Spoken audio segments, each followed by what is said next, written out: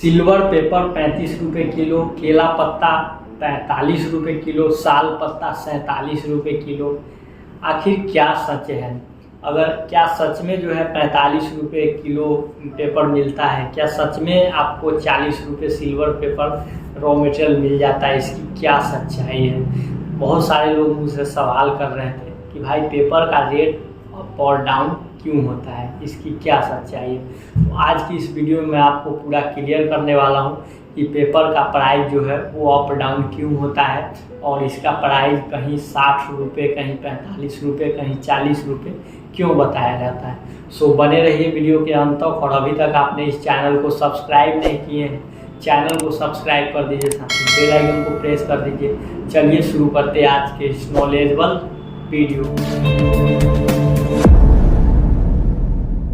ये paper plate business में अगर आप पेपर की सच्चाई जानना चाहते हैं तो इस वीडियो को आप डिटेल में देखिएगा। सबसे पहले मैं बता दूं कि पेपर जो होता है वो कहीं कम कहीं ज़्यादा क्यों बताया जाता है। तो पहले सिंपल सी समझिए कि अगर ये कलम है, अगर ये कलम आपका 3 रुपये में अगर तैयार होगा तब इस पर 2 रुपया मार्जिन रख के और 5 रुपया में आपको मार्केट में ये सेल होता है। उसी प्रकार अगर ये पेन 5 रुपया में तैयार होगा तो ये मार्केट में कितना मिलेगा? 7 रुपया में। उसी प्रकार से पेपर है, अगर कोई भी रॉ मटेरियल कम पूंजी में तैयार होगा तभी आपको कोई कम पूंजी में दे सकता है, ज़्यादा पूंजी में तैयार होगा तो वो आपको कोई ज़्यादा में देगा। तो यही सवाल होता है कि भाई हम जब कॉल करते हैं तो बहुत सारे जगह पे हमको सुनने को मिलता है कि 45 रुपये किलो पेपर है, बहुत सारे जगह पे सुनने को मिलता है कि मेरे यहाँ जो है वो 60 रुपये किलो पेपर है। तो आखिर ये सच्चाई क्या होता है? तो सबसे पहले हम बात करेंगे थिकनेस की, यानी थिकनेस के मतलब कि जीएसएम, ग्राम पर मीटर स्क्वायर, मतलब उसको जब तौला जाता है। इसके ऊपर मैं एक पर्याप्त वीडियो बना चुका हूँ जिसका लिंक डिस्क्रिप्शन बॉक्स में है, आप जाइए उस वीडियो को देखिए और जीएसएम के बारे में समझिए। ऐसे जीएसएम जो नॉर्मली स्टार्ट होता है वो होता है 75 जीएसएम, 80 जीएसएम, 100 जीएसएम, 100 और 140 जीएसएम।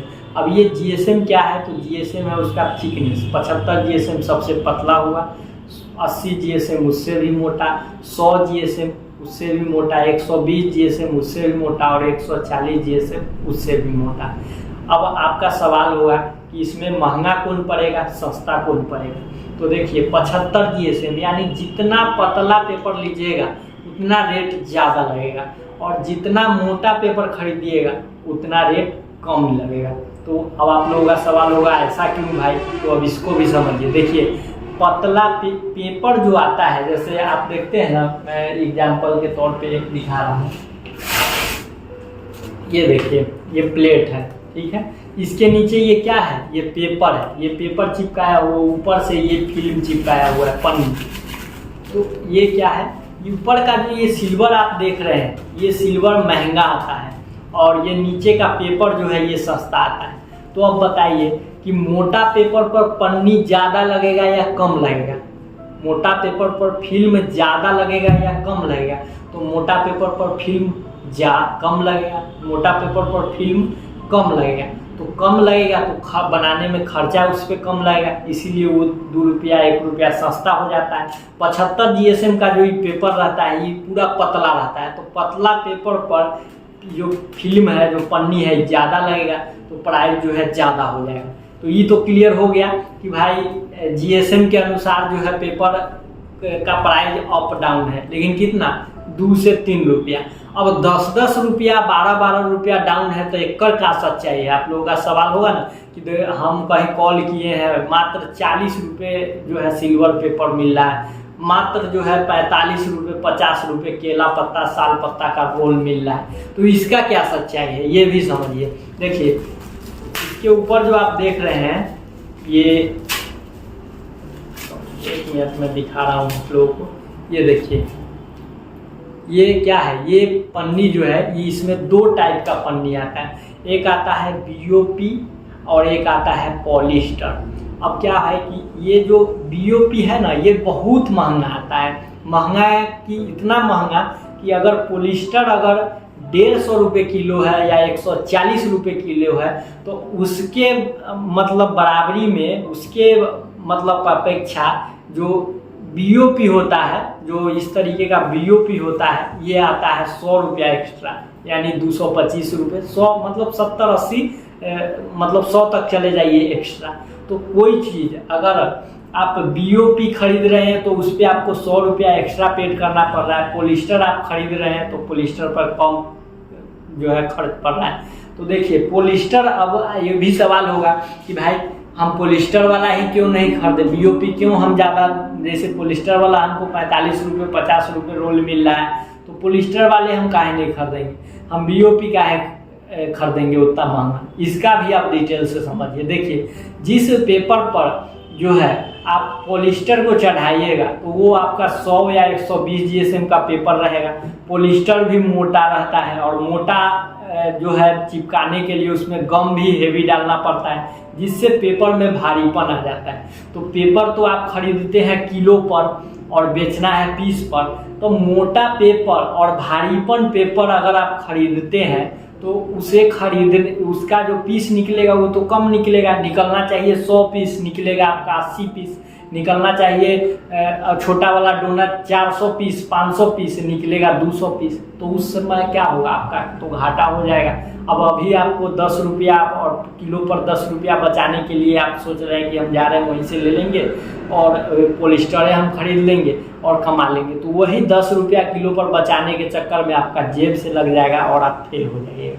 तो यही कारण है। दूसरा क्या कारण है कि पॉलिस्टर जिस पे चढ़ा हुआ है वो रोल अगर आप क्रैंक मशीन या किसी भी मशीन से बनाते हैं और उसमें अगर धार का कमी हो गया तो वो पेपर काटेगा नहीं। वही बीओपी है तो बीओपी में अगर धार थोड़ा कम है तो प्रेशर बढ़ा के अगर और फुल हीट करके आप काटना चाहे तो काट सकते हैं, लेकिन पॉलिस्टर में आपको धार एकदम चकाचक चाहिए, तो जल्दी जल्दी धार भी लगाना पड़ेगा, पीस भी सही नहीं निकलेगा। तो यही सच्चाई होता है, यही सच्चाई है कि पेपर जो है 40 रुपये 50 रुपये और कहीं 60 रुपये 62 रुपये बताया जाता है। तो इस चीज़ों को आप सब समझ लीजिए कि पेपर भाई कितने जीएसएम का है, उसमें कितना माइक्रोन का जो है चढ़ा हुआ है, बीओपी है या पॉलिस्टर है। तो ये सब चीज़ों को अगर समझकर और सही तरीके से अगर बिजनेस को स्टार्ट कीजिएगा तो आप सफल जरूर होइएगा। अभी क्या होता है, लोग जो है 10 रुपया 5 रुपया के चक्कर में जाते हैं और मशीन, नया मशीन एंगल वाला 35,000 में 40,000 में उठा के ले आते हैं, 100 पीस बनाते हैं, मार्केट में जाते हैं, देखते हैं कि भाई हमें तो बचत ही नहीं हो रहा है, बिजनेस बंद कर दे रहे हैं। तो यही सब कारण है। तो इन सभी चीज़ों को अगर सही रूप से समझ के और अगर स्टार्टअप कीजिएगा तो आप सफल जरूर होइएगा। सो रॉ मटेरियल की आज मैं पूरी सच्चाई बताया हूँ। बहुत सारे लोगों का जो डाउट था वो डाउट मैं क्लियर किया हूँ। सो दोस्तों, अगर आप इन सभी चीज़ों को और डिटेल में समझना चाहते हैं, मैं ये रिकमेंड नहीं करूँगा कि आप जाके वहाँ से मशीनें खरीद लीजिए। आप इस जगह जाइएगा तो आपको यहाँ मिलेगा raw material manufacturing plant, machine manufacturing plant, और वहाँ जाके आप ये रिक्वेस्ट करते हैं कि भाई आपके यहाँ से कोई अगर मशीन ले गए हैं और वो चला रहे हैं, उसका मुझे एड्रेस दीजिए या मुझे वहाँ विजिट करवा दीजिए।